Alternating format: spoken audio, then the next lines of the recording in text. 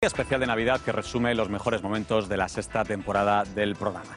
Hoy es jueves, 27 de diciembre, y en la siguiente hora vamos a recordar los instantes más intensos que hemos vivido durante esta nueva temporada en la que el rigor, el debate y la polémica han estado presentes, manteniendo la filosofía con la que el programa nació en el año 2013, basado además en la alta cualificación profesional de sus invitados. Arrancábamos esta sexta temporada del Kikiriki con la que sin duda ha sido una de las noticias de la temporada, el Bombo de Otoño, una feria a bombo y platillo. Este fue el título de un programa en el que el productor Simón Casas defendió la revolucionaria idea y anunció sorprendentemente que en la Feria de San Isidro 2019 habrá bombo. Las reacciones no se hicieron esperar y la tauromaquia en su conjunto se hizo eco de esta noticia. Partidarios y detractores se posicionaron en uno y otro bando analizando las posibles consecuencias de una noticia que puede cambiar el rumbo de la tauromaquia. Los periodistas Álvaro Acevedo, Javier Lorenzo y Juan Diego Madueño debatieron junto a Simón Casas los motivos y las posibles consecuencias del bombo en la feria de otoño. Por su parte, el matador de toros Emilio de Justo, gran revelación de la temporada, fue el primer protagonista de esta nueva temporada en el patio de entrevistas, días después de su puerta grande en las ventas en la feria de otoño. No sé cómo suena lo de torero revelación de la temporada 2018. Bueno, es algo muy bonito, ¿no? Que te puedan considerar como torero revelación de la temporada 2018 y más ya cuando llevas 11 años de alternativa, ¿no? Pero bueno, la verdad que a mí lo que me ilusiona es bueno, el resultado de la temporada en conjunto, que creo que ha sido muy importante y muy especial para mí, ¿no? Me ha tocado vivir, el toreo es la profesión más bonita y más hermosa que existe, pero también tiene muchas espinas en el camino, ¿no?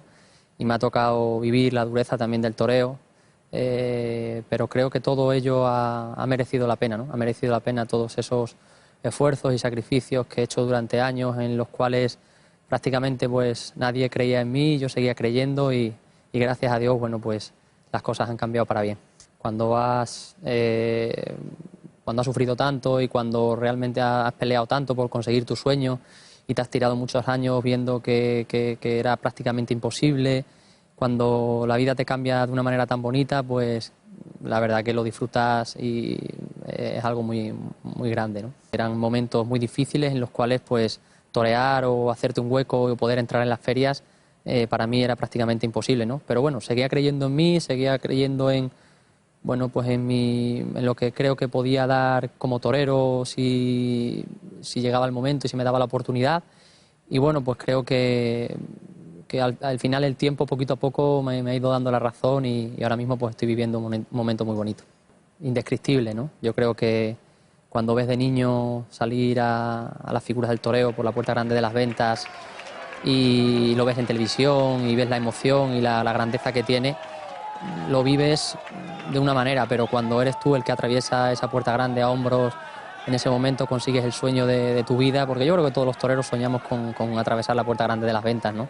Y cuando lo vives en tus carnes creo que es algo que, una mezcla de emociones y de sensaciones que no se pueden contar, la verdad. Yo creo que fue una puerta grande muy, muy emotiva, ¿no? Se juntaron una serie de circunstancias que la tarde estuvo llena de emociones, ¿no? Y bueno, pues sobre todo cuando estaba saliendo por esa puerta grande y veía tanta gente con tanta pasión, con tanta admiración, la verdad que no tengo palabras, ¿no? para agradecer a toda esta gente la muestra de cariño y de apoyo que han tenido hacia mí. Y bueno, es muy bonito, ¿no? Ver a todo el mundo agolpado, bueno, aclamándote algo que sueña uno desde niño y cuando lo consigues, pues no te cambias por nadie. Y ha sido una semana, la verdad que, bueno, de las más duras que he podido vivir, ¿no?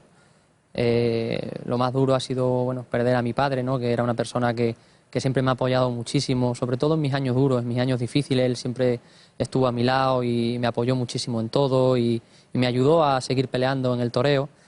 Y luego, bueno, pues la cornada de Mont-de-Marsan fue la casualidad, ¿no? Que fuera el mismo día que mi padre murió, que decidí torear además por hacerle un homenaje a él, porque yo creo que era lo que él quería que hubiese toreado. Y era una tarde que estaba cuajando muy bien a un toro muy bravo de Victorino y la faena iba para triunfo grande y bueno, en un momento con la mano izquierda me pegó una cornada muy seca y prácticamente me atravesó el muslo. Cuando se habla de una regeneración en la tauromaquia, muchas veces el concepto es difuso y queda sin definir. Hay que modernizar la tauromaquia, pero ¿en qué exactamente? Y lo más importante, ¿cómo hay que hacerlo? Fácil planteamiento para una difícil respuesta, pero este 2018 será recordado por algo que ha llevado a cabo el productor taurino y empresario de las ventas Simón Casas. Un sorteo transparente y público para confeccionar los carteles de la Feria de Otoño. Toreros y ganaderías en un mismo bombo, que en este caso fueron 2 urnas de metacrilato y una ceremonia en la que muchos protagonistas de la feria estuvieron presentes. 2 características presidieron dicho sorteo: la transparencia y la inmediatez. Por primera vez en la historia de la plaza de toros más importante del mundo, el azar era dueño del destino de toros y toreros. Dicen que ese destino es caprichoso y que nadie sabe si la suerte se puede esconder en forma de bola y dentro de una urna. Pero lo que ha quedado claro es que la idea que algunos apuntaron hace años, la de un bombo democrático y libre, ha dado un primer paso en 2018. Se va a establecer una ilusión grande y bueno, pues yo creo que en cierto modo un morbo para el aficionado, ¿no? De poder, bueno, pues ver a los toreros con ganaderías que a lo mejor, bueno, pues no están tan acostumbrados a matar porque va por sorteo. Estoy muy contento, muy feliz. Solamente pedía 2 toros, ¿no? Y ahora me han dado esta oportunidad, ahora mismo pues que llegue el día, ahora van a dar la fecha y que tengamos suerte, ¿no? Y que la corrida en vista. El destino es buen aficionado y buen empresario, porque casi todos los carteles me encantan, ¿no? Son sorprendentes. De hecho, en lo puramente taurino hemos llegado al Ecuador de la feria con importantes éxitos. El más rotundo, el que protagonizó Emilio de Justo el pasado domingo con la corrida del puerto de San Lorenzo. Una oreja a cada uno de sus toros. De Justo estuvo seguro, firme y muy centrado. Volvimos a ver su mano izquierda, su elegancia y la manera que tiene de resolver delante del toro sin llevar nada hecho. Y esta gran estocada redondeó una tarde de premio y otro sueño cumplido: abrir la Puerta Grande de Madrid. Pero no ha sido el único. En la misma tarde, Ginés Marín ofreció una de sus mejores actuaciones del año. El público disfrutó de un torero que es capaz de ser poderoso y a la vez estar tocado por una sensibilidad que traspasa todas las fronteras. Un percance emborronó su gran actuación, con una cornada en el rostro que le obligó a pasar por el quirófano de ese mismo día a las 2 de la mañana y contra todo pronóstico médico. Y el tercer as de otoño es para Pablo Aguado. Entró por la vía de la sustitución, sin apenas festejos toreados, pero no importó. Aprovechó la oportunidad cuajando una sensacional faena al toro que cerraba el festejo en la tarde de su confirmación en Madrid. Estuvo Aguado muy valiente y muy seguro a la vez y cortó una oreja que debe cambiar un porvenir algo más claro. También Talavante dejó muestras de su gran momento cuajando una faena en esa misma tarde propia de quien sigue situado en lo más alto del escalafón. La duda es saber si este hecho va a suponer la existencia de un bombo para futuras confecciones de carteles, porque muchos aficionados miran de reojo la Feria de San Isidro y la visualizan también dentro de un gran bombo redondo. Nada está establecido y nada debe darse por hecho. En el toreo del siglo XXI las tradiciones pueden convivir perfectamente con la modernidad.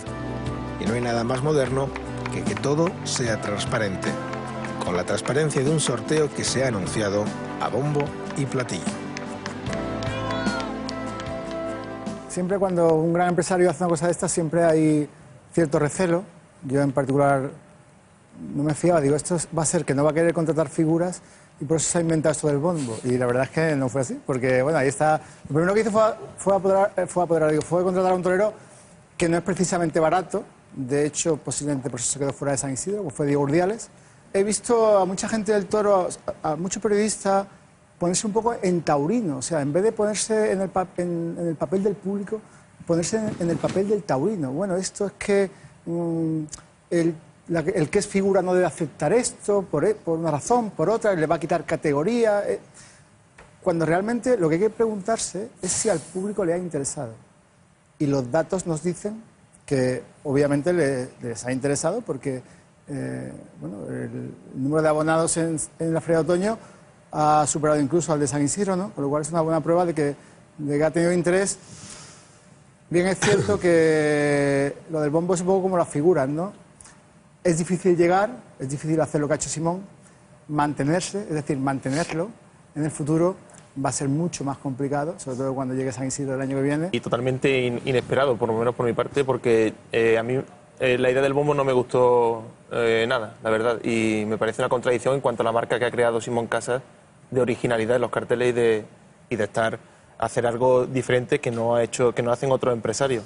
De verdad que el bombo parece que entra dentro de lo inesperado, de las sorpresas que puede tener Simón Casas en la feria, pero yo lo veo contradictorio con la marca que se ha creado, y me parece que en el momento más importante de su carrera como empresario, que es en Madrid, y para crear una feria como la de otoño que atraiga el interés de la gente, tirar del bombo pues me ha parecido un poco demagógico, incluso populista, la verdad. Para mí muy positiva y sobre todo también esperanzadora de cara al futuro. Si hay algo que había de lo que pecaba la temporada hasta ahora y los últimos años en las ferias, sobre todo en el gran circuito, es la previsibilidad de los carteles, ¿no? Nos hemos acostumbrado en los últimos 10, 15 años prácticamente a tener los mismos carteles en casi todas las ferias. ¿Por qué? Pues por diferentes motivos, porque las figuras quieren agruparse en sí mismas, porque no quieren matar ganaderías distintas a las habituales, porque apenas han dado paso a las grandes novedades de la temporada, y tal vez este bombo sí que abre una opción a todo eso, ¿no? Es verdad que sin todas esas cosas que he comentado antes, nadie hubiera pensado en el bombo. Nadie hubiera pensado en el bombo en los años 60, 70, cuando las figuras del toreo pues apostaban por diferentes encastes, cuando había competencia y rivalidad entre ellas, cuando se abría la puerta a los toreros revelación, a los jóvenes, y nadie hubiera pensado entonces en un bombo. Ahora sí, ¿por qué? Tal vez por eso, ¿no? Porque falta ese impulso, porque falta esa novedad, porque falta esa apuesta por hacer algo diferente que sin duda yo lo veo muy atractivo, ¿no? El futuro es difícil, ¿no?, de saber qué va a pasar. Simón lo tiene en la mano, ¿no? No sé si lo va a hacer en San Isidro, si lo va a hacer en el resto de las ferias en las que él organiza, pero sin duda ha sido un primer paso, creo que muy positivo para la fiesta. Antes que todo, quisiera que conjuntamente pensemos en Paco Urueña, que estaba en el bombo. Su ausencia ha permitido el triunfo de Pablo Aguado, pero Paco Urueña está en una situación complicada. A mí me gusta la divergencia de opiniones, pero siempre con la mente abierta. ¿Qué es el bombo? Nos conocemos poco, pero lo has entendido todo. Al contrario, a lo mejor de otro, que te respeto también. El bombo es romper los moldes, pero no romper los moldes simplemente por dogma, pero para corregir todos los defectos patológicos crónicos a los cuales hemos llegado ahora en la producción, en la programación de la fiesta de los toros.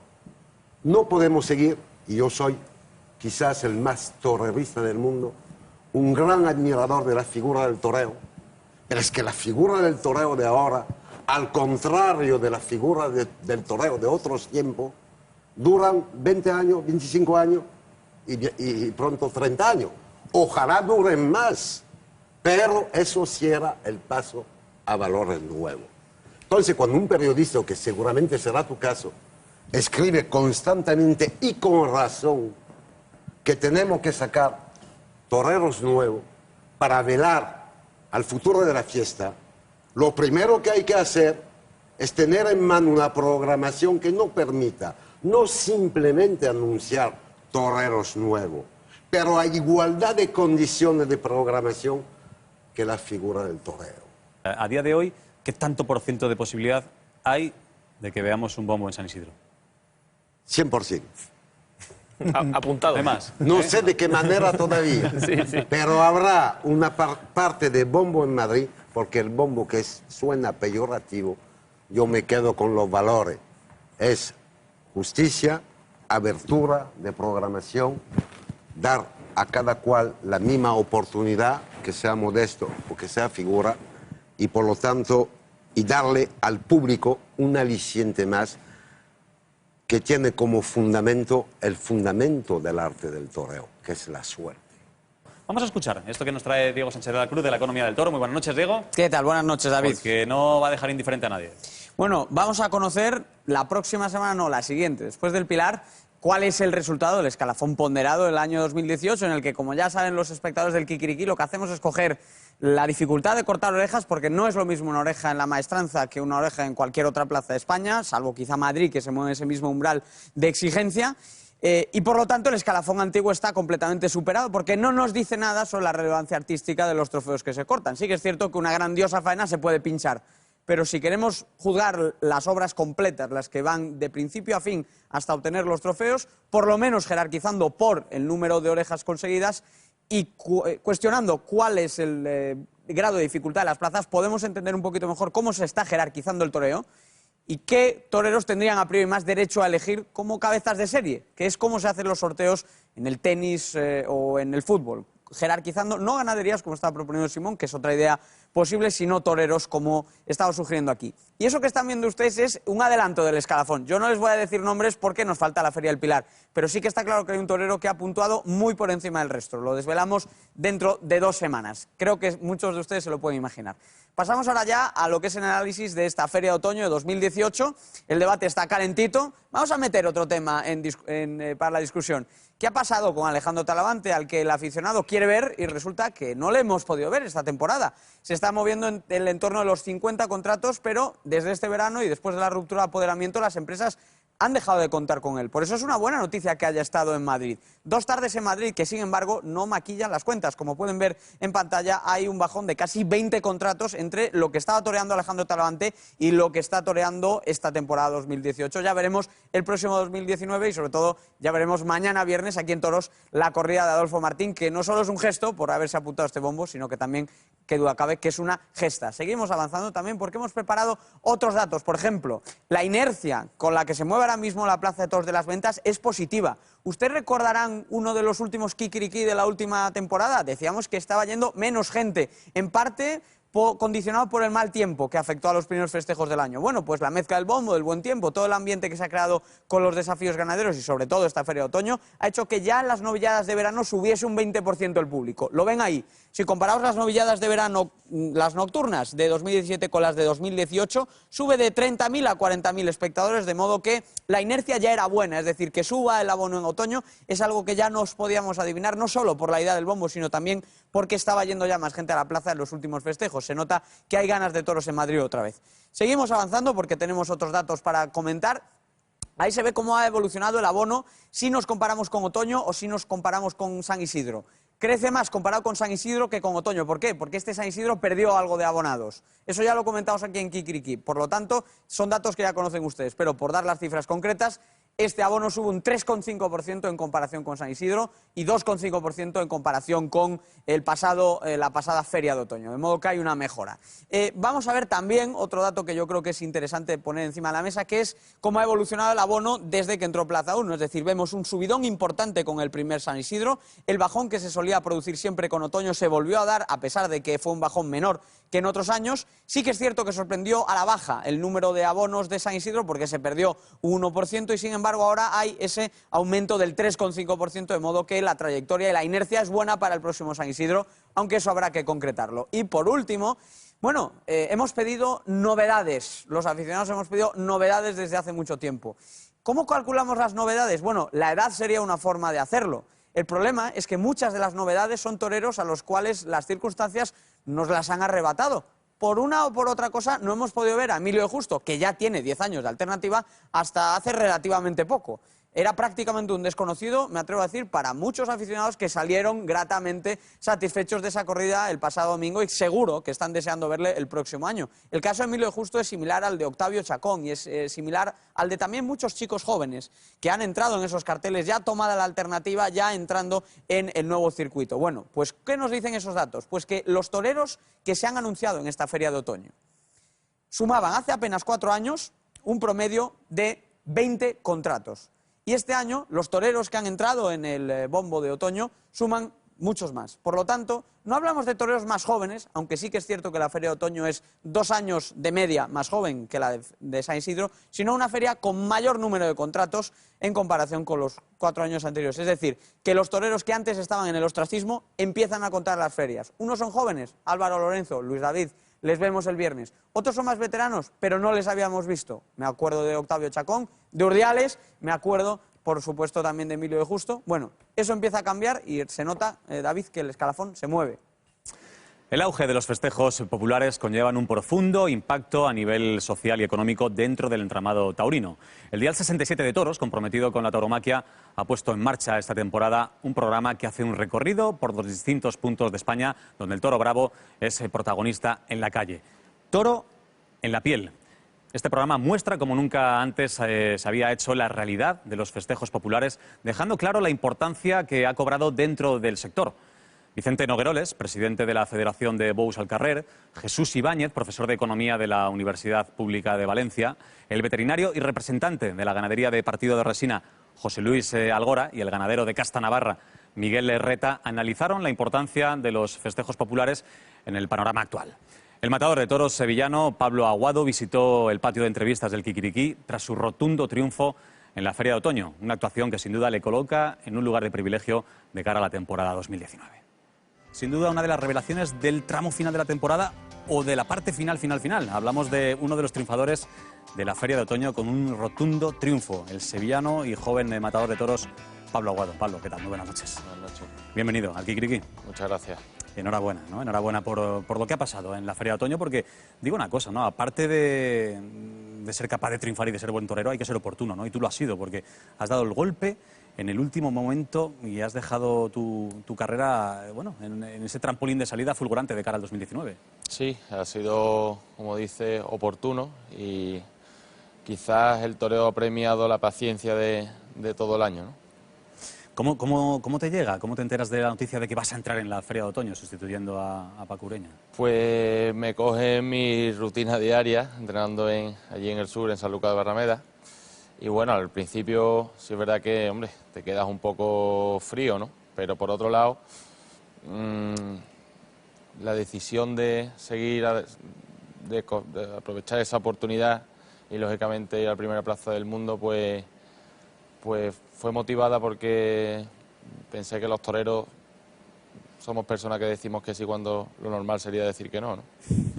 Ha sido una temporada complicada y sufriendo ese parón que sufrimos siempre después de la alternativa, pero el hecho de estar inmerso en ese parón y el triunfo de Sevilla, pues me ha hecho tener que prepararme todavía más, ¿no? Porque no sabía cuándo iba a torear, sabía que estaba en las quinielas para todas las sustituciones de la feria y demás, entonces el hecho de no tener una fecha fija para torear, pues yo pensaba, yo tengo que estar más preparado que si lo supiera, ¿no? Porque lo mismo me llaman, como así ha sido el caso, de hoy para mañana y ya no puedes preparar el tiempo que has perdido antes. Lo más duro, y no personalmente, sino por mi sentimiento taurino, no solo como profesional, sino como aficionado, es que no se premie el triunfo, no mío, sino de todos los compañeros. Sí es verdad que después de Sevilla pensábamos que, hombre, que si íbamos a torear más, pasaron 4 meses hasta que me volví a vestir de torero, y ese entrenar sin saber cuándo vas a torear, pues es complicado, pero bueno, yo lo asumí con paciencia, entiendo que es parte del camino, y a día de hoy doy gracias porque gracias a ese pensamiento, a esa mentalidad que he llevado a cabo, pues ha sido lo que me ha hecho estar a punto de la Feria de Otoño. Aquella tarde de Sevilla, que estamos viendo ahora mismo en imágenes, bueno, fue la demostración de que en ti hay un torero, como he dicho hace un momento, largo, capaz, con oficio, con técnica, con un concepto muy bueno del toreo y con una personalidad inequívoca, ¿no? Además, no lo vas a decir tú, lo digo yo y muchos aficionados, ¿no? Y muchos profesionales, hacen falta toreros como tú. Bueno, intento ser yo, lo que pasa que, hombre, que sí, también me gusta mostrar, además mi deber y mi obligación, ¿no? Las ganas y la ambición y la raza, ¿no? Y que no se quede aquello en algo superficial. Y Sevilla, ¿no? Que para ti es muy especial, torero sevillano, nacido en Sevilla, hecho en la escuela de Sevilla, para ti una plaza que tiene que ser sin duda muy especial, ¿no? ¿En tu interior había la sensación de que podía ser un ultimátum en tu carrera? Por supuesto, ¿Sí? Igual que tenía la sensación cuando fui a Sevilla solamente con esa corrida de toros, que o pasaba algo o me quedaba en el banquillo, y en Madrid igual. Por eso te decía antes que a priori una persona normal hubiera dicho que no, porque ir a Madrid a confirmar alternativa con 2 grandiosos toreros al lado, solamente con 5 corridas de toros, pues se puede antojar peligroso para tu futuro. Pero bueno, era el momento de decir que sí, de tirar para adelante, y aunque toreé poco, ese poco que toreé me dio la confianza suficiente para ser capaz de afrontar una tarde con la serenidad que se necesita, ¿no? Ahora se ve el panorama de otra manera, dentro de que te va a tocar seguir peleando y luchando, pero por lo menos uno respira más tranquilo. Bueno, respira tranquilo porque sabes que vas a tener oportunidades, pero esas oportunidades tienes que seguir volviendo a demostrar lo que demostré ese día o el día de Sevilla, bueno, o más, mucho más. pero para nada, en absoluto, está nada hecho. Aquí esto es una profesión a largo plazo y uno se tiene que ir labrando el futuro año a año o incluso corrida a corrida, ¿no? Simón Casas dijo que ya te ha cerrado la tarde de Valencia, la confirmación en Nimes y 2 tardes en San Isidro. Hombre, dicho así, por eso digo que se abre un horizonte bien distinto, ¿no?, al que tenías dibujado en este 2018. Por supuesto que, hombre, que el panorama del inicio de temporada no tiene nada que ver con el del año pasado, que como te he dicho iba a Sevilla con una corrida de toros y a raíz de ahí tenía que elaborar en el futuro. Ahora pues bueno, Simón ha tenido a bien premiar ese triunfo de Madrid, me va a tener en esas ferias y ahora me toca a mí responder, lógicamente. Si apartáramos todos los festejos populares en los que el toro es protagonista en España, reduciríamos en más de la mitad el conjunto de fiestas en nuestro país. Novilladas, corridas de toros, correbous, toro embolado, recortadores, roscaderos, toro con cuerda y así una amalgama de posibilidades infinitas que bañan España de norte a sur. Que el toro ha estado siempre en la cultura española es un hecho contrastado históricamente. Desde aquellos primeros uros hasta el toro bravo contemporáneo, el hombre y la mujer siempre se han sentido atraídos por la fuerza y la dureza de un animal que ha sido el antagonista en muchas culturas. La lucha contra este era símbolo de fortaleza y de valor. Primero al toro se le provocó a caballo y más tarde el hombre tomó tierra para que la lucha fuera de igual a igual. La inteligencia del hombre luchaba contra la fuerza de un animal que se crece ante el peligro como no lo hace ningún otro. Más tarde llegaría la tauromaquia con todos sus matices, pero en esencia el toro sigue siendo protagonista en las calles de España, levantando toda la expectación que genera un animal que no deja indiferente a nadie. Pero volvamos al siglo XXI. Centrémonos en una de las comunidades de mayor exposición al toro en toda España, la Comunidad Valenciana. De las 34 comarcas que posee dicha comunidad, 32 de ellas tienen en el toro la base de sus fiestas populares. La Comunidad Valenciana, en festejos populares de toro en la calle, el bou en el carrer, que decimos aquí, éramos la comunidad que más hace casi la mitad, más de la mitad de que se produce en el Estado español, más casi 10.000 espectáculos se hacen. Por tanto, en la Comunidad Valenciana tiene lugar algún festejo taurino en 7 de cada 10 días del año. Y entre julio y septiembre, todos los días, sin excepción, en algún municipio valenciano se celebra algún espectáculo taurino. Si se quiere diseñar algún tipo de política de cualquier tipo, primero hay que conocerla, cuantificarla. Entonces el estudio lo que hace es cuantificar económicamente la dimensión de los toros, del bous al carrer, se dice aquí en Valencia.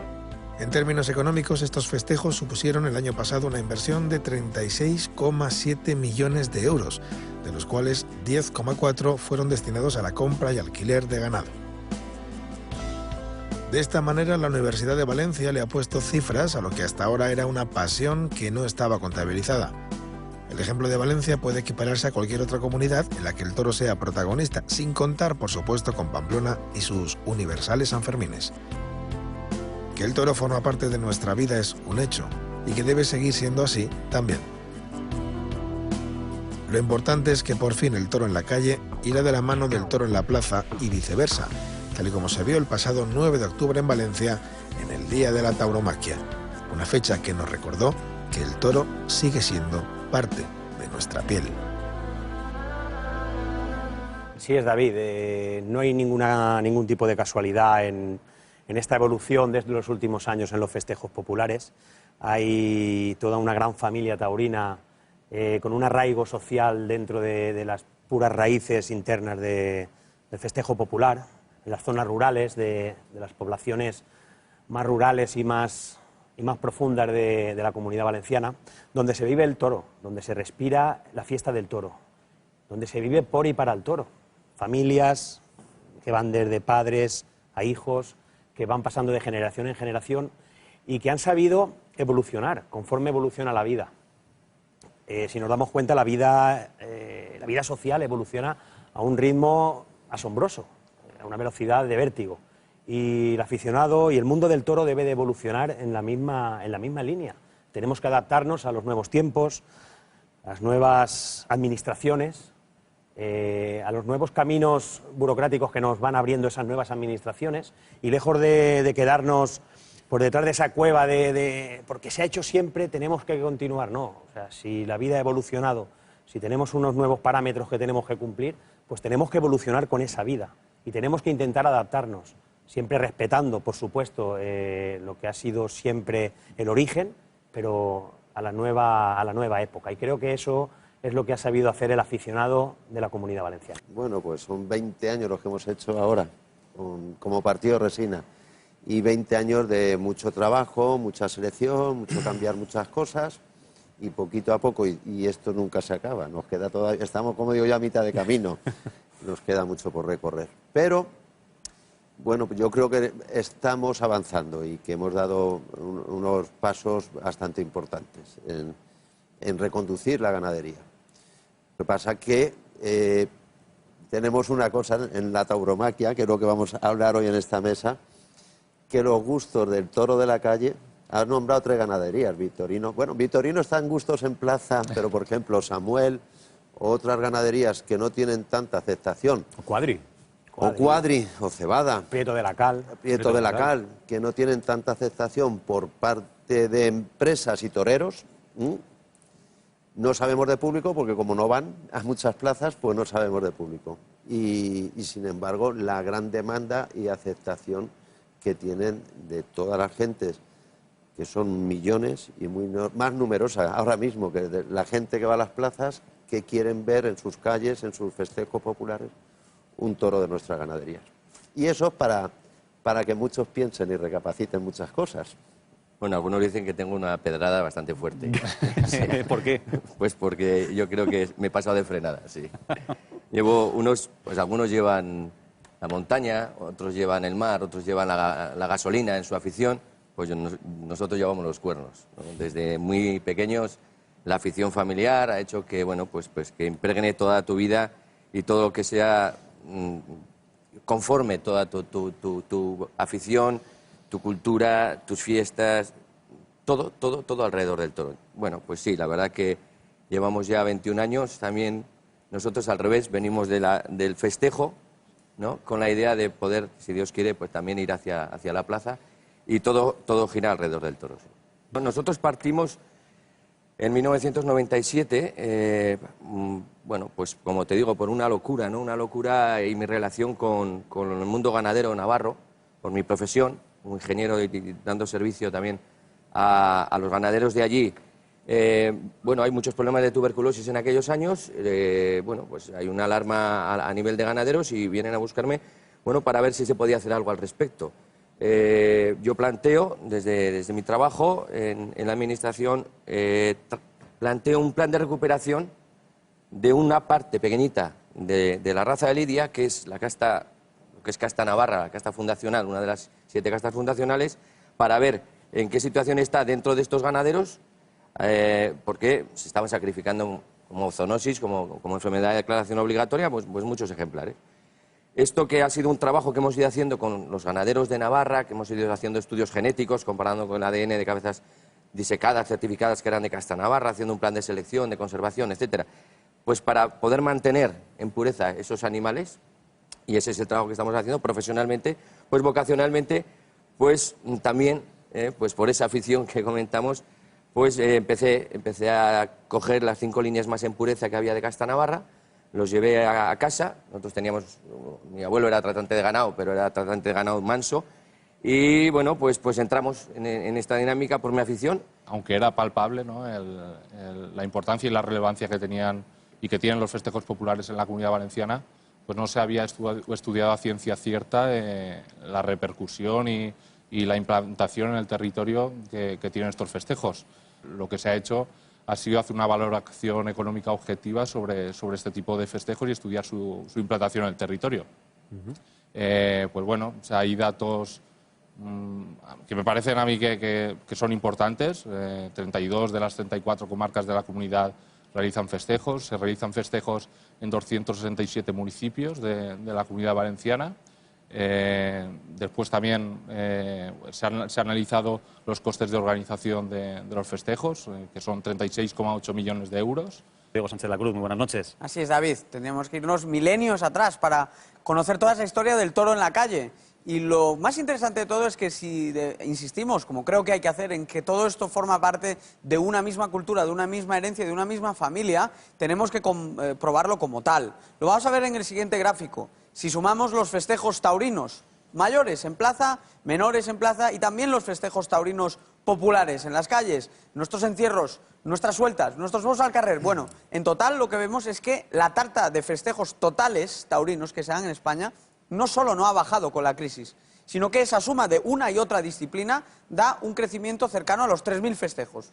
Lo ven al principio de la serie, año 2011, 16.500, comparado con los 19.500 que se están dando hoy en día cuando estudiamos, como digo, festejos en plaza y festejos populares. Avanzamos también a continuación para ver cómo se desglosan y cómo es que exista quizá esa disonancia cognitiva a la hora de hablar de lo que está pasando en la tauromaquia en España. Bueno, si vemos con dos colores, un color más oscuro, el número de festejos populares, y un color más claro para los festejos en plaza, lo que podemos comprobar es que efectivamente, mientras que cae el número de festejos en plaza desde los 2.300 hasta los 1.500, la crisis de la tauromaquia en corridas, en novilladas, de la que tanto hemos hablado en este programa, sin embargo, sube de 14.300 a 17.900, casi 18.000, el número de festejos populares. Por eso, porque la subida en los festejos populares es mucho mayor que la caída que se da en los festejos en plaza, se puede compensar y las cifras totales, como veíamos antes, muestran una tendencia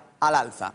Seguimos avanzando porque también, qué duda cabe, que si hablamos de festejos taurinos y del boom del toro en la calle, tenemos que referirnos necesariamente a la Comunidad Valenciana. Con ayuda de Vicente, por ejemplo, hace ahora un poco más de un año, medimos para la Fundación del Toro de Lidia cuál es el desembolso privado en este tipo de fiestas y nos encontramos con que la gran mayoría de los recursos los aportan las peñas. La aportación de la administración es muy baja, de modo que se dan fiestas en las que alrededor de un 95% del presupuesto sale del bolsillo de los aficionados. Más popular que eso no hay nada.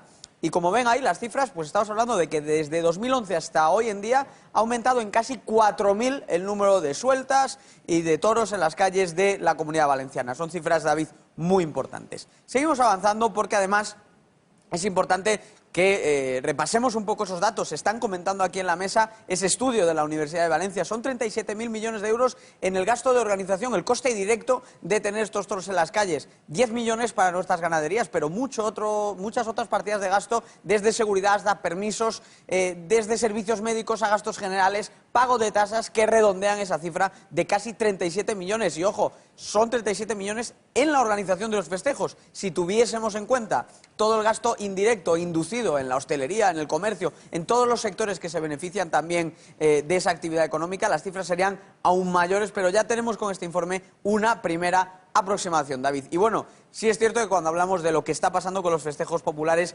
echamos siempre la mirada a la Comunidad Valenciana, cómo no hacerlo. Ya vimos cómo estaba el otro día la plaza en ese día de la tauromaquia, pero también hay que echar un vistazo a qué pasa con los festejos taurinos populares fuera de la Comunidad Valenciana, porque estamos hablando del caso de Navarra y podríamos hablar del caso en muchas otras comunidades autónomas. Bueno, la curva ahí es diferente, no es una curva de crecimiento, pero sí es una curva que ya la quisiéramos en los festejos en plaza, porque como vemos aquí, 2012 es un año de fuerte ajuste, pasa de 8.200 a 7.500 aproximadamente, pero desde 2013 empiezan poco a poco a mejorar las cifras y no ha habido un solo año en el que los números no sean mejores que en el anterior.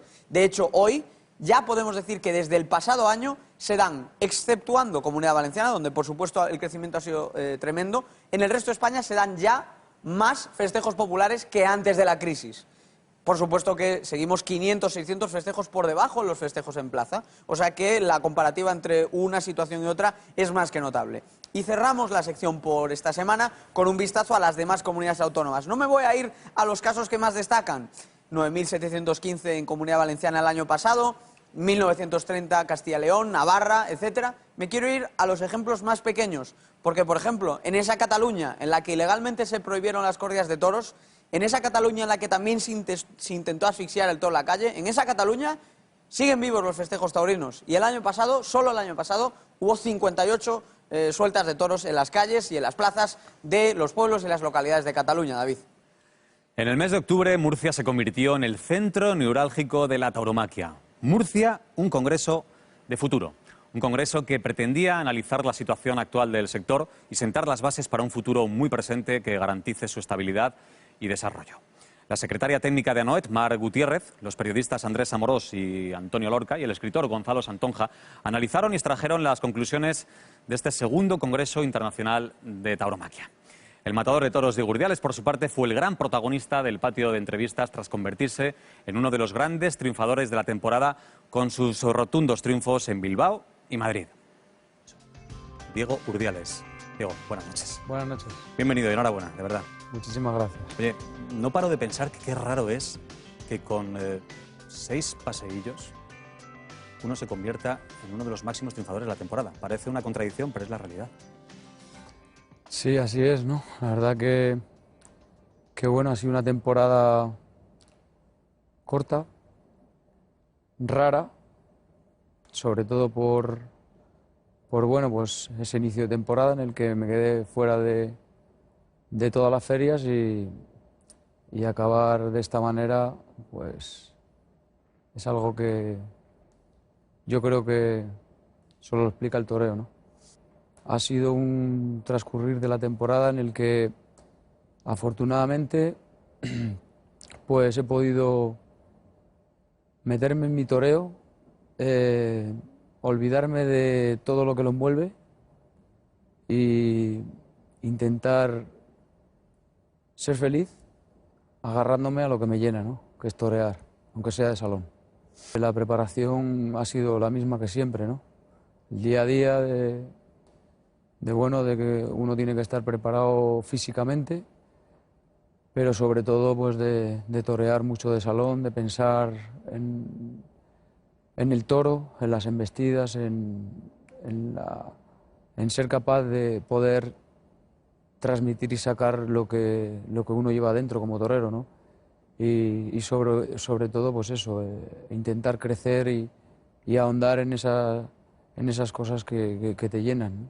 Las primeras ferias no hubo ni opción y luego en Madrid pues no hubo acuerdo, ¿no? Entonces cuando pasó Madrid pues fui consciente, pero bueno, pues a la vez estaba tranquilo y convencido de que la decisión que tomaba era la que me hacía feliz y la que en definitiva me hacía poder vestirme de torero, ¿no? El que cuando lo hiciese pues sea de la forma que yo quiero, ¿no? Ha sido evidente que mis pretensiones se han quedado cortas después del resultado. Y lo que has demostrado que al final tenías razón, ¿no? O por lo menos el tiempo te ha dado tu razón. Sí, y bueno, de hecho, antes de pasar esto ya pues Madrid rectificó, ¿no? En cuanto a contratarme para otoño y bueno, pues yo siempre digo que cada uno es libre de decidir en su vida lo que quiere y, como bien dices, el precio lo pone cada uno, ¿no? Yo considero que llevo mucho tiempo en esta profesión, luchando todos los días de mi vida y bueno, pues creo que hay que respetarla, respetarse uno mismo y que cuando uno vaya a la plaza y se vista de torero esté convencido de que la situación y el estar ahí tiene sentido. ¿En algún momento de la temporada, Diego, llegas a desesperarte? Pues fíjate, muchas veces sí, en otras temporadas, pero en esta casualmente no. No sé por qué. Qué raro, ¿verdad? Sí, ha sido extraño, ¿no? Porque he vivido una temporada en la que he disfrutado muchísimo toreando, de salón, toreando en el campo, y luego pues lo poco que he toreado lo he podido transmitir igual en la plaza, ¿no? Y bueno, pues como digo, esa confianza que me dio el tomar una decisión de la cual estaba completamente convencido me hizo sentirme libre, ¿no? Por dentro y que bueno, pues lo que venga, pues bienvenido, pero siendo así, ¿no?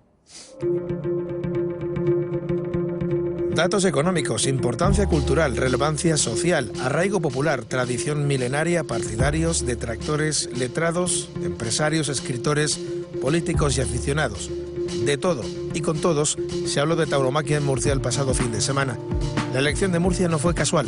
Recordemos que la comunidad autónoma fue la primera en declarar la tauromaquia como bien de interés cultural en 2011. Muchos han sido los datos extraídos del Congreso y muchas las conclusiones que nos hablan de la actual situación del toro en todo el mundo. Antes de emprender acciones hay que poseer una teoría y un pensamiento muy profundo de lo que se quiere defender, y creo que este Congreso puede facilitar para mucha gente la adquisición de informaciones básicas, pero muy importante a la hora de actuar.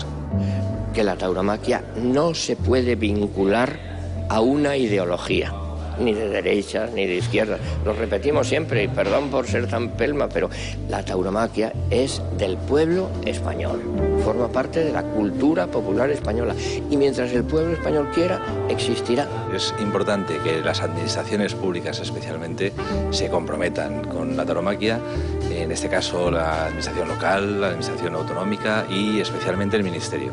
Es muy importante sentirnos protegidos por el ministerio que nos corresponde, que es el Ministerio de Cultura. Este segundo Congreso Internacional de Tauromaquia nos ha dejado algunas claves en la difícil hoja de ruta que ha de seguir el toro del siglo XXI. Una primera conclusión pasa por establecer los datos económicos ya confirmados. Estas cifras hablan de un impacto económico de la tauromaquia en 2017 de 4.500 millones de euros.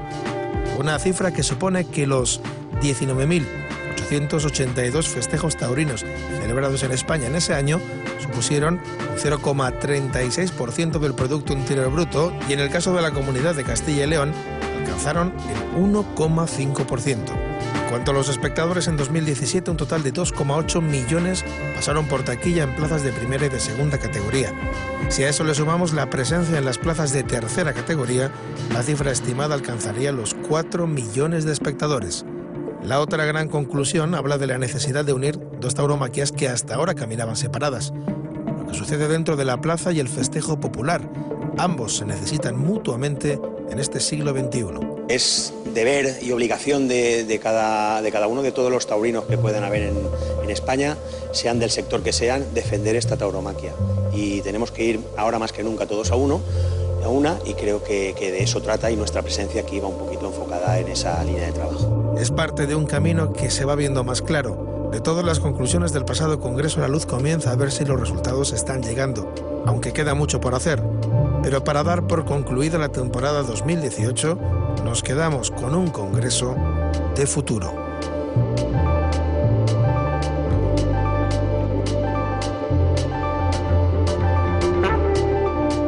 Yo creo que el Ministerio de Cultura debía haber sacado unas conclusiones, resumen, nota de prensa, lo que sea. No lo ha hecho por lo que sea. Yo estuve allí en todas las, como estos amigos, en todas las reuniones, tomé muchas notas, pero personalmente yo opino que hay dos cosas fundamentales. Y la primera, que parece un poquito aburrida, pero que es básica. Porque estos congresos sirven para conocer a gente que no conocías. Y vino un señor de México que se llama Francisco López Morales, que es director de Patrimonio Mundial dentro del Instituto Nacional de Antropología e Historia de México, que es una institución importantísima. Un señor de cierta edad, y lo que vimos enseguida es que este señor se mueve desde hace años y conoce perfectamente las entretelas de la UNESCO de cara a un tema que a todos nos preocupa muchísimo y que hemos luchado, a muchos. La declaración de que la tauromaquia no solo sea parte del patrimonio inmaterial en España, sino reconocida como patrimonio inmaterial de la humanidad. ¿Es posible esto o no? Yo se lo pregunté directamente, estuvimos charlando. Y bueno, ideas muy claras, lo digo así. Lo primero que él dijo, además, pidiendo perdón, una expresión muy popular, dice: lo que hay que hacer es no pisar callos inútilmente. Es verdad, por supuesto. Segundo, la tauromaquia no es solo la corrida de toros, viene de muy atrás. Tercero, es fundamental la internacionalización de esta petición. Si lo pide solo cualquier cosa, un país, no tiene viabilidad grande. Y él insistió todavía en otra cosa que es muy importante. Hay que aprender el lenguaje que utiliza la UNESCO, porque si vas con mal lenguaje, entras mal. ¿Y cuál es el lenguaje que él recomienda? Yo me lo apunté exactamente la expresión, que lo que hay que defender son las fiestas tradicionales en torno al toro. Si esto se concluyera, si se consiguiera, ¿tendría algún efecto legal? Ninguno. Ojo, esto no es normativa. Efecto moral, de respaldo universal a la tauromaquia. El Congreso tuvo muchísimo interés, también tuvo cosas, como es evidente, que se podían haber hecho mejor, pero el Congreso en su conjunto fue muy interesante. Abordó todos los aspectos de la tauromaquia, quizás no se pudo profundizar en ninguno de ellos demasiado, tampoco hubo públicamente lugar para el debate, pero trazó una panorámica muy interesante y permitió, como decía hace un instante Andrés Amorós, el conocimiento entre personas que estamos muy separadas. Y esto es fundamental, esto es fundamental. Es decir, que hayan esos personales entre la gente de América, los españoles, con los franceses, con los portugueses, con los peruanos. Esto es fundamental. Entonces, el Congreso tuvo, desde mi punto de vista, primero, un aspecto muy importante. Lo convoca el Ministerio de Cultura. Y esto es fundamental. Esto es fundamental porque el toreo es una cuestión nacional y el Ministerio de Cultura tiene que convocar este tipo de congresos. Hay gente de toda España y de todos los ámbitos donde la fiesta de los toros y la cultura del toro existe. Y nos ponemos en contacto entre nosotros y eso va creando una relación de vasos comunicantes que al final va a ser lo más sólido. Luego, un congreso de estas características, a lo mejor hay que convocarlo más por partes. No, hay implicaciones económicas, implicaciones del espectáculo, implicaciones históricas, implicaciones culturales y tal vez conviniera ir separando estas reuniones. El titular es que el Congreso de Murcia ha sido una iniciativa del Ministerio de Cultura de buena voluntad a la que le han dado la espalda el primero, el ministro, que no estuvo. Las figuras del toreo, solo estuvieron Ponce, Padilla y Rafalillo en una jornada. Los empresarios, los ganaderos y la mayoría de los medios de comunicación. No ha habido conclusiones, ha habido análisis teóricos, exposición de conocimientos, experiencias personales, pero creo que se ha desaprovechado una magnífica oportunidad para haber hablado de la fiesta de los toros. Efectivamente, fue un congreso, yo creo que muy positivo, porque allí se reunieron los tres pies que entiendo yo que es la tauromaquia, que es la administración, a través del ministerio y personas que trabajan en patrimonio. Para mí fue muy importante que las personas que ahora mismo, donde está enclavada la tauromaquia, que es patrimonio, estuvieran allí defendiendo la tauromaquia. Los aficionados, ¿cómo no? Estaban los aficionados a través de las peñas, de las federaciones de peñas, puesto que hubo una ponencia expresamente de eso. Y los profesionales. Hubo ponencias también de profesionales y de personas que trabajan libremente en la tauromaquia. Diego Sánchez de la Cruz, buenas noches. 100%, dijo aquí Simón, se lo recordaremos dentro de algunos meses. Pero vamos a lo que vamos, lo habíamos prometido y lo prometido es deuda. Hay que saldar esa deuda que tenemos con ustedes y contarles cómo ha terminado el escalafón en 2018, no solo obedeciendo al escalafón tradicional, sino también echando un vistazo a otras formas de medir cómo le ha ido a los toreros en esta temporada. ¿Quién ha cortado más orejas en las plazas de primer nivel? O sobre todo, ¿cuál es ese escalafón ponderado? El escalafón en el que las orejas tienen el peso, la dificultad de la plaza en la que se han cortado. Empezamos a ver todos esos datos, todos esos gráficos, y el primero de esta semana lo que nos dice es qué toreros se sitúan en el top 20, es decir, del puesto 11 al número 20 en número de contratos. Son, y subo desde el puesto 20 al puesto 11, Emilio de Justo con 23, Román, Manuel Escribano y Curro Díaz con 27 contratos, Juan del Álamo y José Garrido con 28, mismos que Juan Bautista, y por último Antonio Ferrera 30, 31, Morante de la Puebla 31, Alejandro Talavante, que anunció su retirada hace escasos días. Ese sería el top 20, pero ¿qué pasa si subimos un poquito más y nos fijamos en los 10 diestros que han acumulado un mayor volumen de actuaciones en esta temporada? En Europa son los siguientes: Miguel Ángel Pereira, puesto 10, 32 contratos, 35 Sebastián Castela, Ginés Marín 35, Álvaro Lorenzo 36, Julián López del Juli 43, Enrique Ponce 45 y las 4 primeras posiciones para Juan José Padilla 46 actuaciones, 47 José Mari Manzanares, número 2 David Fandil Alfandi 51 y Andrés Rocarrey, que se coloca en cabeza del escalafón de la temporada 2018, sumando 54 actuaciones en suelo europeo durante esta temporada, David. Seguimos avanzando también para ver otras formas de considerar quiénes han sido los nombres propios de este año 2018, al menos atendiendo a lo que nos dicen los números. ¿Cuál ha sido el torero que más orejas ha cortado esta temporada? Su nombre es David Fandila el Fandi, 106, pero le sigue muy de cerca también Andrés Rocarrey, con 91. Muy importantes los números de Juan José Padilla, Enrique Ponce, un bastión en estos primeros lugares de la clasificación, Álvaro Lorenzo, Julián López el Juli, Manzanares, Bautista, Castela y Marín. Ese sería el top 10 de toreros en cuanto a las orejas cortadas durante esta temporada 2018. Pero démosle otra vuelta de tuerca. ¿Qué ha pasado en el circuito de primera categoría? ¿Quién ha sido el torero que más orejas ha cortado en esas plazas que conforman la élite de la tauromaquia en España y en Francia? Ahí aparecen Andrés Rocarrey en cabeza con 25 orejas. Otro de los motivos por los que sí se le considera el triunfador de la temporada, sin duda, es ese. Dos nombres franceses con muy buen bagaje en las plazas de su país y también en el caso de Castella, una Puerta Grande en Madrid, redondean el top 5 junto a Enrique Ponce, que cortó 20 apéndices en plazas de primera categoría este año, 20, y 15 de Juan José Padilla en la temporada de su retirada, también desde luego meritorio. Y ahora le damos esa otra vuelta de tuerca que siempre les proponemos aquí en el Kikiriki.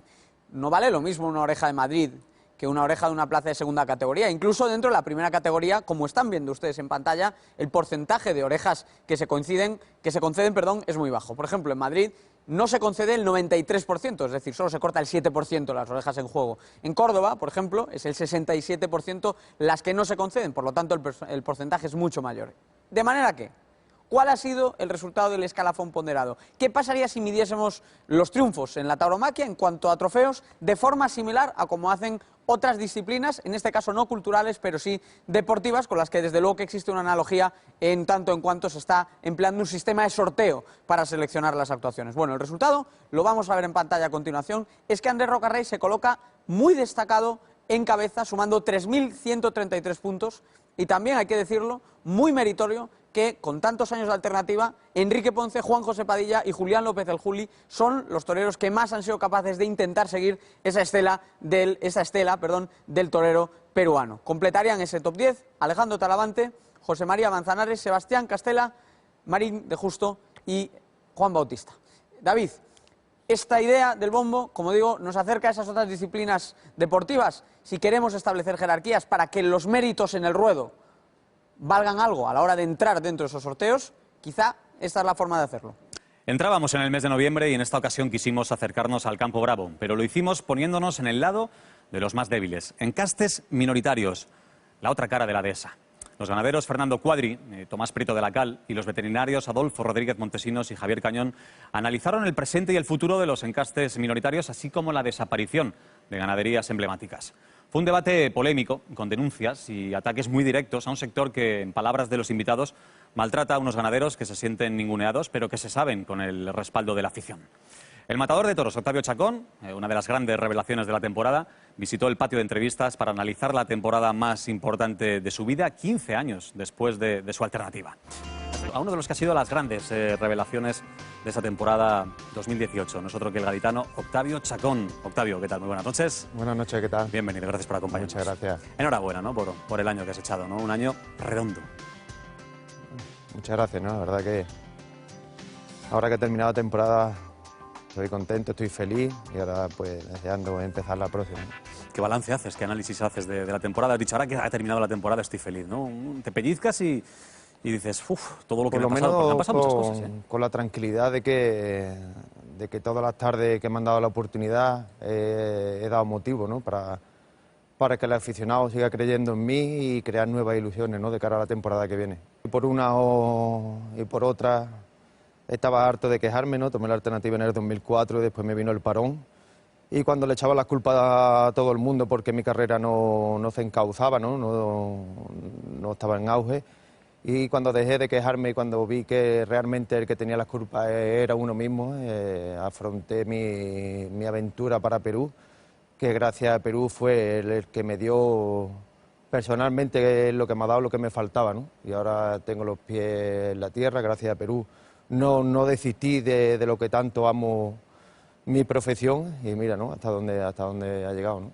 Mucho no toreado, ¿no? Pero sí he sido de los toreros que he tentado mucho en el campo, que siempre he estado delante de la cara de los animales. Después mis temporadas por Perú no han sido cortas, he estado toreando todos los años de 10, 12 festejos profesionalmente, lo que le llamamos festejos, ¿no? Corridas de toros y después otros tantos festejos, ¿no? Terminaba las temporadas con 20 y tantas, 30 festejos por allí, ¿no? Durante los años que he estado, ¿no? Que tampoco he estado parado. Esto no es fruto de la casualidad, ¿no? Y más en el mundo del toro no existen las casualidades. Yo con 34 años y tampoco soy lila, ¿no? No soy tonto. Con 34 años yo no puedo estar derrochando mi tiempo, sin tener fe en mí mismo, ¿no? Si llevo tanto tiempo aguantando, tanto tiempo luchando, pasando 3000 calamidades, de estar más que aburrido es porque creo en mí, he tenido mucha fe, he seguido trabajando por mi segunda oportunidad hasta que he tenido la suerte y la oportunidad que me ha dado Dios de poderla encontrar de nuevo. ¿No hubo momentos de dudas o surgieron las dudas en alguna ocasión? Ya las tuve en ese momento, ¿no? Los primeros años de alternativa bastante duda tuve hasta que tuve la capacidad y el tiempo, ¿no? Sobre todo el tiempo de Dios es perfecto y el tiempo que he estado parado, pues profesionalmente he estado parado, personalmente he estado creciendo, ¿no? He sido tan torpe en mi vida, ¿no? que los libros nunca los quise tocar, ¿no? Pero por fuera de la profesión, claro que he tenido que trabajar, ¿no? He tenido que trabajar porque hay que echar gasoil, ¿no? Hay que comer, hay que pagar cosas, ¿no? Que hasta te hiciste dos vestidos de plata para hacerte banderillero, ¿no? Exactamente, ¿no? Como te he dicho antes, David, después de mis temporadas en Perú, desgraciadamente para mí me servía mucho para seguir teniendo la moral y seguir teniendo la fe en seguir caminando, pero cuando vi que ya no tenía repercusión ninguna aquí en España, ni Francia, ni por ningún lado me hacían hueco ni me daban la oportunidad de lo que estaba haciendo en Perú, pues la verdad que me desmoralicé, ¿no? ¿Cómo sientes el toreo, Octavio? Pues tal cual, ¿no? Transparente tal y como soy, ¿no? Como siento el toreo, la manera que quiero hacer las cosas.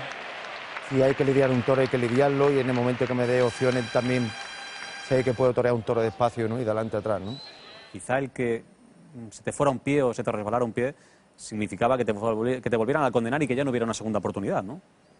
Imagínate vivir con esa incertidumbre todos los días, ¿no?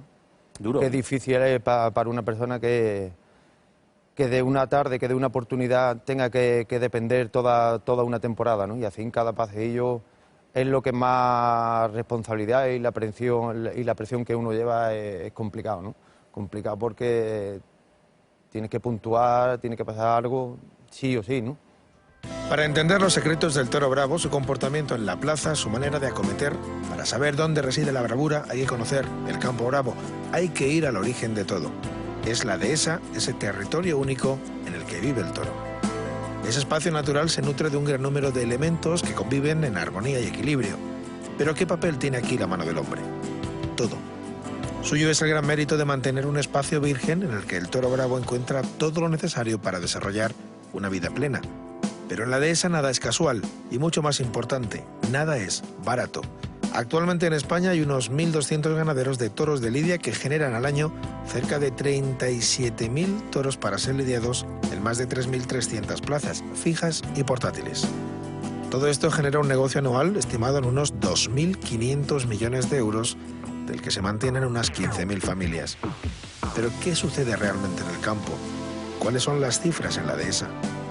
Con las cifras ya apuntadas anteriormente, criar un toro 3 o 4 años tiene un coste de unos 1.000 euros al año. Cada vaquero u operario sale por un salario bruto anual de 20.000 euros. Veterinarios, caballos, mantenimiento de instalaciones, transportes. En ocasiones lo comido por lo servido es lo habitual en los ganaderos de toro bravo. Pero más allá de las cifras oficiales, otro problema son los llamados encastes minoritarios y la desaparición de algunas ganaderías que se han visto abocadas al sacrificio de sus reses. Tristemente, en la memoria del aficionado resuenan todavía nombres como Sánchez Covaleda, Antonio Pérez, herederos de Atanasio Fernández, Martínez Benavides o Alonso Moreno de la Cova. Esos son algunos ejemplos de ganaderías que ya no existen. El ejemplo de Prieto Belacal es el de una ganadería que sobrevive siendo fiel al encaste Veragua y haciendo frente al problema de la justeza de sangre que pueda refrescar la ganadería. Y otro gran baluarte del encaste minoritario es el de Hijos de Celestino Cuadri, al frente de la cual está Fernando Cuadri, quien con camadas cortas sigue criando al toro como lo hicieron sus ancestros. Preocupa mucho el coste del campo, las cifras del toro bravo y la lucha titánica de muchos ganaderos en busca de la perpetuación de la bravura y del propio encaste. Tarea difícil que muestra la otra cara de la dehesa. El problema es que en la raza de Lidia técnicamente todos los encastes son de censo reducido. ¿Todos los encastes? Todos los encastes. ¿Por qué? Porque el número de reproductores efectivos, que es un concepto en genética, es un número, es una cifra, digamos, teórica, que lo que indica es el número de reproductores, machos y hembras, que darían lugar, que si se reprodujeran en condiciones ideales, darían lugar a la endogamia o a la variabilidad genética que actualmente observamos en la raza de Lidia. Eso es un poco la definición. Y lo que ocurre es que prácticamente todos los encastes, incluyendo la raza de Lidia, estrictamente hablando, sería una raza de censo reducido, porque su censo de reproductores está muy por debajo de lo que se considera un censo efectivo para sostener genéticamente esta población, esta raza, a largo plazo, que es 50, y la raza de Lidia estará alrededor de 30. Toda la raza de Lidia la podemos considerar en peligro de extinción por ese aumento de endogamia, de consanguinidad que se va produciendo generación tras generación. Pero además de eso hay otro criterio, que es el de la FAO, la Organización de Naciones Unidas, y que considera que está en peligro de extinción toda aquella raza que está por debajo de 1000 hembras reproductoras y o 20 machos reproductores, y en situación crítica la que está por debajo de 100 hembras y o 5 machos reproductores. Entonces, claro, hay algunos encastes que les pilla el toro, nunca mejor dicho, por ambos lados. También es verdad en esto que el Ministerio de Agricultura, por centrar un poco la cuestión, se resiste a reconocer una realidad importantísima en el toro de Lidia, que es que la raza de Lidia no es una raza al uso, le llamamos raza de Lidia, pero yo creo, soy muy seguidor de las teorías del profesor Cañón en ese sentido, cuando habla de que es una metarraza o raza de razas, una raza integradora, y entonces, claro, si las declaran en peligro de extinción como razas separadas cada uno de esos encastes, España, el gobierno de España, tendría la obligación de contribuir a la conservación y al mantenimiento, igual que hace con otras razas de vacuno manso. Entonces, claro, esto de alguna manera el Ministerio no ha querido coger este testigo en ningún momento, y ahí nos encontramos una de las causas por las cuales perdemos patrimonio genético. Eso, y también otro tipo de cuestiones, que es la ligereza con que tratamos esto aquí. España perdió hace unos pocos años una verdadera joya genética insustituible, Concha y Sierra. Se fue a Francia y nadie hizo nada aquí por evitarlo, ni porque quedara nada de ese encaste, que quedaran aquí animales. Yo creo que lo primero que tenemos que reivindicar aquí es que la raza de Lidia, que es su nombre oficial, se convierta en patrimonio nacional genético, y que esté blindada y que esté protegida, porque los ganaderos somos depositarios de unos animales que verdaderamente forman parte de ese patrimonio de todos los españoles. Nosotros lo preservamos, pero es una riqueza genética la de esta raza que es muy superior a la de cualquier otra que nos encontremos en el mundo. Pero hace unos años sí hubo una excepción, Javier. Hicieron un banco de gemoplasma, declararon una serie de ganaderías, Miura, Pablo Romero, nosotros, Victorino, Saltillo, y a esas ganaderías nos compraban semen y embriones, en teoría por si el día futuro se declaraba ya la extinción completa, que pudiera haber animales, ¿no? Pero fue hace 20 o 25 años, están depositados muy cerca de aquí, en un banco de semen y de embriones. Bueno, la realidad, David, es bastante buena, porque nosotros hemos lidiado este año 7 festejos y nos han dado 8 premios. Ha habido 4 vueltas al ruedo y todo eso repercute muy positivamente en las ventas del año siguiente, ¿no? El problema es que siempre no salen las cosas así de bien. Hay años que no tienes esos premios, esas alegrías, esas vueltas al ruedo, y cuando te vienen las horas malas, pues claro, el sector, realmente el sector es el problema, el sector o el sistema o como se quiera llamar, ¿no? Que desde hace ya muchos años, desde los años 60, no es que se haya olvidado de los encastes, sino que han intentado que sea una tauromaquia más monótona, ¿no? Entonces, la diversidad la da el toro. La fiesta gira en torno de un animal. Si ese animal es diferente, la tauromaquia es diferente. Si el animal es muy monótono, pues la tauromaquia es muy monótona. Es como las suertes, ¿no? Todos somos propietarios y defensores de nuestros encastes, pero también defendemos las suertes. Si la suerte de varas tiene poca importancia, los vazqueños, los veragüeños, empezamos a tener menos importancia. Ese es el sino de la fiesta, que creo que está equivocada, porque si las plazas se llenaran, tendría que a lo mejor callarme esto que estoy diciendo. Pero creo que perdemos variedad, riqueza genética, pero riqueza en el comportamiento y en la diversión del público. No nos olvidemos que por muchos encastes esto es un espectáculo y el público de toros debería de ser quien manda, en este caso más el aficionado que el público, qué es lo que quieren ver, ¿no? Y aquí es, por desgracia, una fiesta, un sector donde muchas veces el público, salvo en Francia y sitios así, pues no le dicen qué es lo que quiere usted ver, ¿no? Yo creo que si le preguntaran al público qué es lo que quiere usted ver, estos encastes que llamamos minoritarios se verían en muchas más ferias. Yo, siguiendo y de acuerdo con lo que dice Tomás, el principal problema que pienso que tiene estos encastes minoritarios, por un lado, el tema de refrescar. Son ganaderías, caso nuestro, cortas, 180 vacas, ganadería ya de 64, 65 años, y llega un momento que posiblemente fuera necesario, pero no tenemos posibilidad porque es un tipo de toro que no tiene similares en España, ¿no? Y estamos obligados a seguir y refrescar como podemos dentro de lo nuestro. Para refrescar por fuera habría que hacer la mezcla que en el año 46 hizo mi padre de Santa Coloma y Barra, Urcola y Pérez de la Concha, hacerla fuera y cuando esté hecha incorporarlo en lo nuestro, que eso sería muy complicado porque ahí Santa Coloma y Barra hay muy poco o nada y lo mismo ocurre con Urcola. Entonces, por un lado, el problema de refrescar. Por otro lado, el problema de que la mayoría de los encastes estos minoritarios son encastes más exigentes. Entonces, estos encastes minoritarios, el hecho de que los ganaderos quieran mantenerlos, pues busca más el interés. No cabe duda que el interés lo da la casta. Pero trae el problema con respecto a las empresas, que este tipo de toros es más complicado para los toreros. Los toreros, lógicamente, le tienen menos cariño. Para los empresarios realmente muchas veces es un problema porque el tipo de estas ganaderías le cuesta trabajo formar los carteles y es más bien el aficionado el que tiene que hacer fuerza para mantener esta ganadería en la feria, en las plazas, ¿no? Hasta aquí el resumen de los mejores momentos de la temporada. Ya saben que continúan en la mejor compañía con la programación ininterrumpida del Dial 67 de Toros. Ahora ya sí, volvemos en 7 días, pero será en 2019, así que hasta entonces, sean felices, feliz año nuevo y feliz 2019.